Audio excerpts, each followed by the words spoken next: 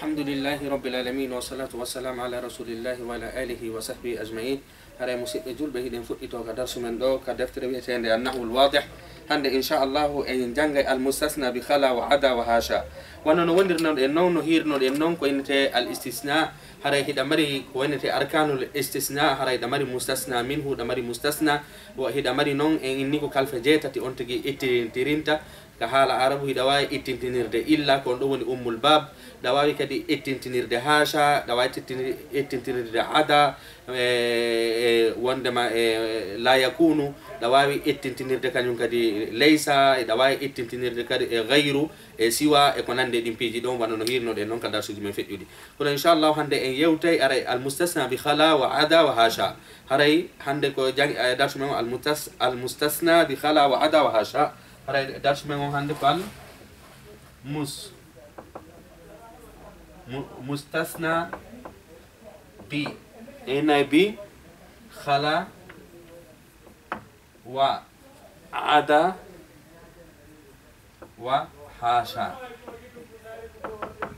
وحاشا هراي كدوم دو هاندي جانغتين كو هون اتندينيتا خلا كانيو عدا كانيو حاشا كو في نون هراي دوما دفتر ندين واداني دوم دو هراي درسوغو كو سب هراي دي دو خلا عدا دي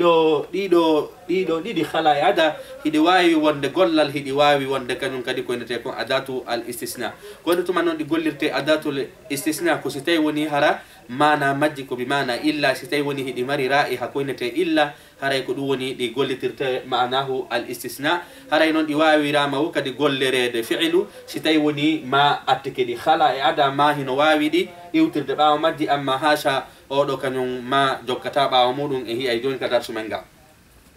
windudo deftan dango o ni kafaftul azhara khalal warda kudu woni o tetti pindi din si wona ndi pindi si wona pindi wete ndi warda din don ko du woni o tetti fuler jidi si wona haray ndi pindi do hida wawi inno khalal warda da wawi no khala al wardi ndaren do ko fala en yetade woni kafaftu قطفت وين جافينو فامرو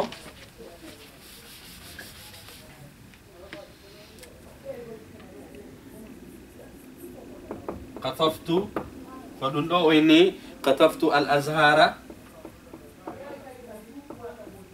قطفت الازهار ويني نو خلا الورده خلا الورده ida wahi do innude ko do woni shahidu men on sabu haray ko do wonnen e jangude fi muno o do khala o ida wawi innude do alwarda ida wawi innude do alwardi sa innimo alwardi hande kadi do o woni harfu haray o woni wonde ma don ko harf sa innimo non alwarda haray ko dum do woni o woni gollal o woni fi'lu haray e andi jaka khala on himo gollitire wonde ma bil istisna'i himo gollitire kanyum kadi bi al fi'li haray non ko dum woni do wonde ma woni kadi dakhaltu khurafa al bayt khala khurfata an-nawmi minati ko dum woni ka samburji suudu dum fo ka samburji suudu dum fo si wana ka sina wana sambur ka danete don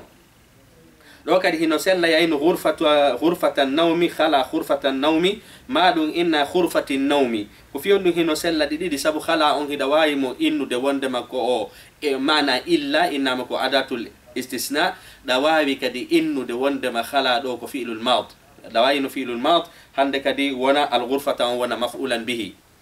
زرت مساجد المدينة خلا واحدا كروني هراي مي جورويك julir de madi sare den fo si wana honde julir de wotere madun sare wotere si wana ma sinona julir de den ka sare o inni o jurike julir de wonde den ka der sare fo si wana julir de wotere do kadi hino sella inu khala wahidan hino sella kadi ya inu khala wahidin haray non ko nun addi dum don haray ko duma khala on hida wayinu de khala do ko filul maut wahidan on o wona maf'ulan bihi li khala haray non si goddo lande kala honto fa'ilu makko ko ya inu wonde ma haray damirun sudi derga damirun mustatirun jawazan taqdiruhu huwa aw wahidin ma inna wahidin on non o wala adatul istisna o wana mudaf inna wahidin on ko kanko woni mudafu ilay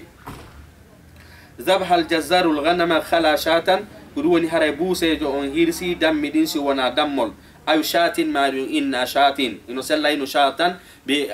ونا مفعولا به أو شات أو ونا وندم هراي كان كون مضاف إليه هراي خلا وني أداة الاستثناء ويني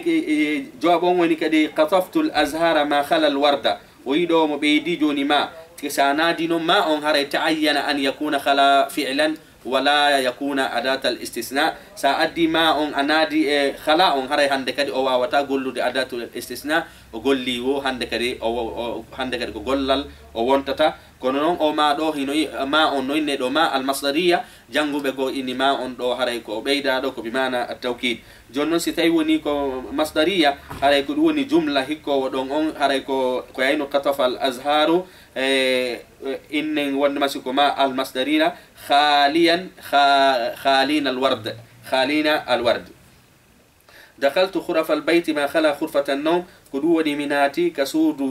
كسامبرجي سيوانا كسامبر كدانة نويدو كدما وناديمو خلا لو كان يمكن سانا دي ما خلا هندك خلا سلتا يونو أداة الاستثناء هراي هندك ديكو ونتا هندك ديكو إن وندما كفيل الماض ما إني وندما إن مكوما المصدرية ما دون إن مو هرايكو بيداد وانتي زائد للتوكيد هراي نون كرمكو بنحو بينكو دون ببوري يارو ديمودو وندما ما أندو هرايكو ما الزائدة عندك دي وانتتا هراي نون ودي كرمكو بيقو إنو بهم واي ونو المصدرية وإني لو كان يمكن زرت مساجد المدينة ما خلا واحدا ودوني هراي مجوري كجولر رسارن دنفوسي ونا جولر دوتر ويدو كدي ونادي ما هراي أوين ذبح الجزار الخنم ما خلا شاطا هراي كدوم وني هراي كنون كدي هراي بوسي دون هيرسي دم دي فوسي وانا دمول غوتول سو انداري دي مثال يؤدي دو دوغا أوين تون خلا دو إني ما خلا ونادي كو وني ما كا خلا كوكوتين وند مسانادي ما أون هراي هند كدي تعين أن يكون فعلا ولا يتعين أن يكون كوبية يكون أداة الاستثناء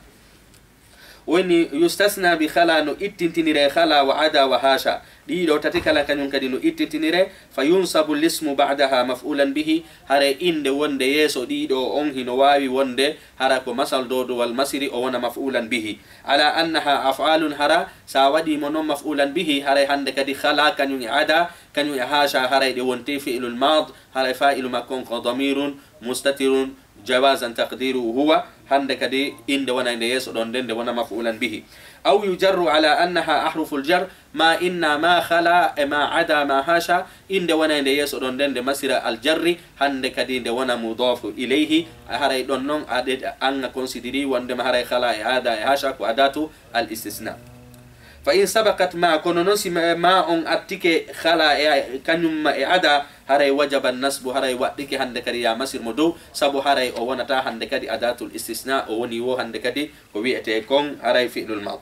هراي مسجول بفي يفهم أو درسو هراي هي مري عند درس منكم مستثنى بخلا وعدا وحاشا أو نون هنو سندتي بتشة أو نون سندتي إن بتشة بتشل أرنانجل هراي خلا عدا دي او هنونا هدواي وند فعلا هدواي كدي وند حرفا هدواي وند فعلا هدواي وند حرفا كهند تمانون دي وند فعلا حرفا وين دي يسرو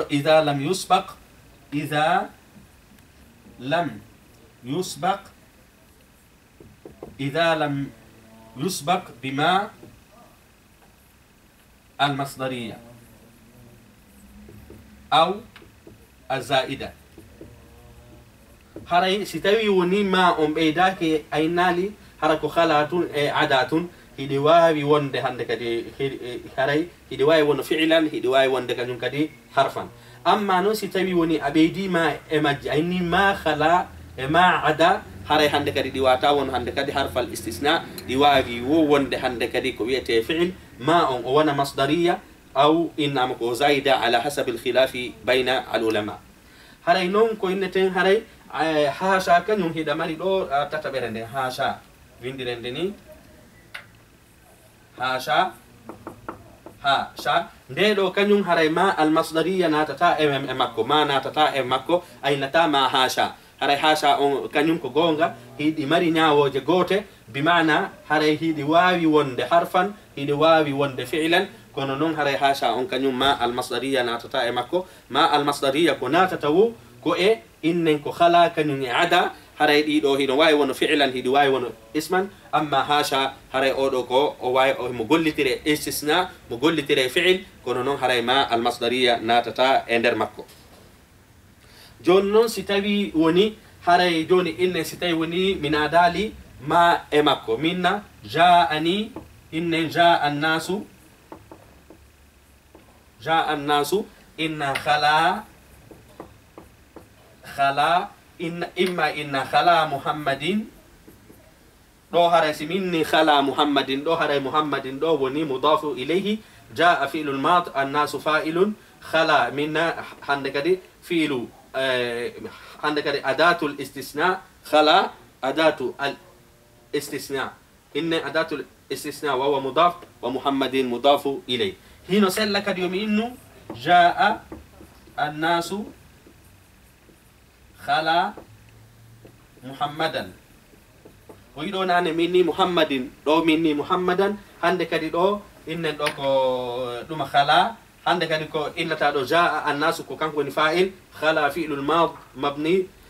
مبني وفاعله ضمير مستتر جوازا تقديره هو ومحمدا وانا مفعولا به كون تو مدون دو نونغا دغوتو ko sitay woni dido kala khala e ada e ha shafu hino sella sitay woni awoli khala e ada hande kadi ko an ndarata sitay woni a inni kodi adatul istisna kodi harfu hande kadi inde wona inde do de wona majruran sitay no woni a inni de kode so fi'lu haray andu de inde do de wona mansuban ala annahu maf'ulan bihi jonnon haray jangudo haray non jangu be ben non inni wonde ma kono non sana di ma siminni do joni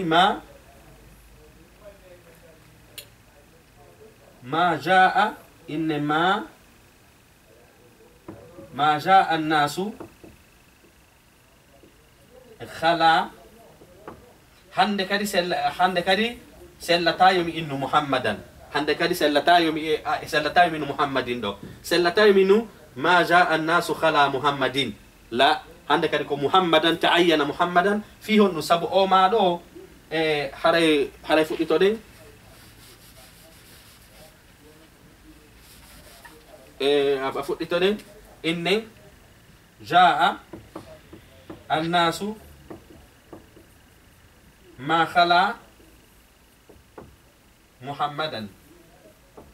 وهي حنك دي منادي لو ما أنكو إنتي ما المصدرية الظرفية ما دون إنكو زائدة جونم هراي او خلا دو هند كدي سلتا يا إنو دو محمد سلتا هند كدي يا ودو كبرندما وندما خلا دو أداة الاستثناء لماذا فيهن نسب ما المصدرية ناتتا إكوبيئة حرف ما المصدرية دائما ككفيل جي ديناتا تكون ودي ما أندو سانادي ما المصدرية الظرفية هند كدي دو خلا كوبي او wana gollal سلتا هند كدي ونو أداة الاستثناء أما نسو نادا دو سمينادا دو ما ويدو منادا ما جاء الناس خلا محمد جاء الناس خلا محمدا دون سل دي كلا سبو ما علاك خلا عدا ان كان كدي دواي ستمين دو جون جاء الناس عدا محمد جاء الناس عدا محمدا دون كدي نو سل دي كلا اما نسميني جاء الناس مع عدا حرس منادي ما انتو هند كدي ان وانا ان دون دين تعين النصب ko bende masire do sabu honno sabu ma al masdariya natata e ko wi'ete adatul istisna ko natata ko e gollal ko wadi sanadi ma on hare ta'ayyana hare waddiki hande kadi yo odo masire do o wana maf'ulan bihi li khala jonno hare hasha on kanyum ma on wawata natude makko hare khala e ada e hasha ko nyawore goto de jogi ko de sertiri wo hasha odo kan khala e ada ma no wawi mo ma al masdariya zarfiyya on no wawi natugol e majji kono hasha on kanyum ma natata e makko fes haray non ko dum do o fala e yetade silan lirbade ko imma min jaa fi'lul mad an-nasu fa'ilun khala min do khala sitay woni ko muhammadin min khala adatul istisna mabniyun على السكون محمد من مضاف ومحمد مضاف إليه أما نسمي إني وندما هري دو جاء الناس خلا محمدا عندك خلا كمين فعل الماض مبني على السكون من أنه وفاعله ضمير مستتر جوازا تقديره هو محمدا مفعولا به منصوب لخلا سبب هري عندك خلا هري موديرالمو أداة الاستثناء. أما نو جاء الناس ما خلا ما عندو من ما المصدرية الظرفية ما دو من ما الزائدة خلا فعل الماض مبني على السكون هري نون خلا فعل الماض مبني على الفتحة المقدرة على الألف منع من ظهورها التعذر هري على دوكا ينكد وكذلك خلا كو فعل الماض مبني على الفتحة المقدرة على الألف المقصور منع من ظهورها التعذر عندك فاعل مكون ضمير مستتر جوازا تقدير هو ومحمدا مفعولا به منصوب هري كوني ونري خلا أدا إهاشا سيدو وندا إما هري هنو سلا دي كلا يقول لي ترمو أداة الاستثناء يقول لي ترمو كبيرة فعل الماض. أما نسا نادي الماء ما أو ما الظرفية إني لو وندما المصدرية أو الزائدة حسب الخلاف بين العلماء هري دون هري تعين أن يكون فعلا هري دون عندك سلتا عندك يوونو قدنغو كبي أونا قولا. أما هاشا نون إني وندما هاشا كنتو سرتي كان خلاء أدا خلا أدا كان ما المصدرية الظرفية هنواي ناتو دي مجي سيناتي مجي هري عندك دي وانتي قول دي واتاون عندك أداة الاستثناء. أما هاشا هري كدووني ما المصدرية الظرفية ناتتا مكو فيو وندنو هاشا كان ينكدي هنو أرى للتنزيه هري وان هاشا لله هري كدووني هاشا أندو وارالك وفعل دونكو بمعنى التنزيه هري كوني كان ينكدي عندي ليربا غونغول إما ليربودا إند وند يسو خلا دين أدا هاشا إما ليربودا مفعولا به ما ليربودا مضاف إليه هري نون دو كون جوكي كوان عندي ستاي وني خلا أنكو قول لي تير داكو في إتنتينغول كاكو قول لي تير داكو في فعل الماض ستاي وني كو فعل الماض ko duwoni dettuda khala yada hasha hara inde wona ara inde yeso don den ko inde wonu mansub de wona maf'ulan bihi so tayino woni ko consider da dido hara ko awadi adatul istisna hara inde wona inde yeso don den ko hara ko leende masirta hara ko ande darsme ko mustasna bi khala wa ada wa hasha ko fi on jangudo deftere den on wara ndido fere sabu hara en jangino ghayru kanyuge duma siwa den don kanyum daiman inde wona inde yeso mayde on ko be on de wona mudafu ilayhi do non laysa shartan do hino way wona mudafu ilayhi hino way kadi wono maf'ulan bihi misikito ara en fami o do kadi darsu do hara hiden hatta do wassalamu alaykum wa rahmatullahi wa barakatuh.